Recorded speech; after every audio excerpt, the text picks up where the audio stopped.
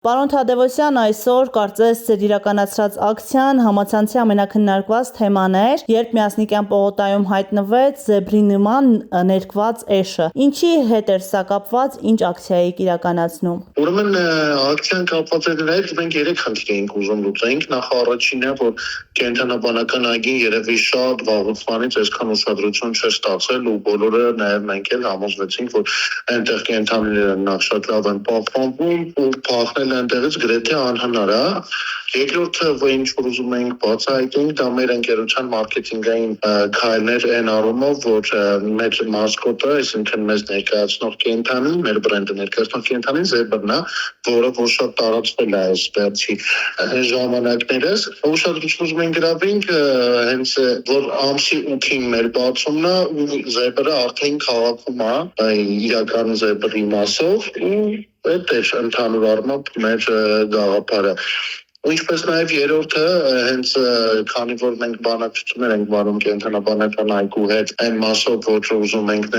զեբրները, որոնք որ բնակվում են սպային կենտրոնաբանական այգում, վերցնենք մեր պատրոնաժի տակ, ու նաև այդ դրա վրա ենք ուշադրություն ուզում դարձնենք։ Այդ 3 կետերն էլ ըստ ումա փայլուն ստացվեցին։ Պարոն Թադևոսյան, տեսեք, դուք զեբրերի մասին եք խոսում եւ ասում, որ անգամ պատրաստ եք ձեր հոգացության, խնամակալության տակ վերցնել կենդանուն, բայց շատ կենդանիների պաշտպաններ այսօր ահազանգում էին, որ այս դեպքում իշուկի համար վտանգավոր նյութերով հնարավոր է ներկված լինի։ Շատ լավ հարց է, որտեղ համացանցի մի կեսը հենց դրա մասին է խոսում։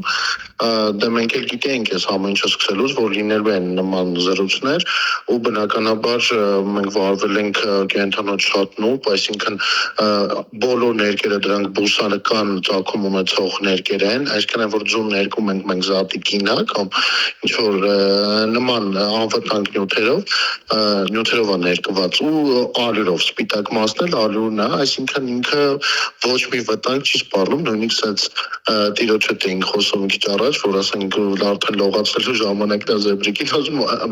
իշուկին ասում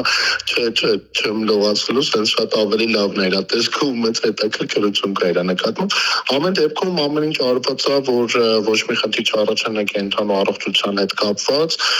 ինքը լիցենզավորված գործունեությունները ամբողջությամբ համապատասխանում է Հայաստանի Հանրապետության օրենքներին, ոչ մի խնդիր չկա կապված կենտրոնու առողջության, իրավական։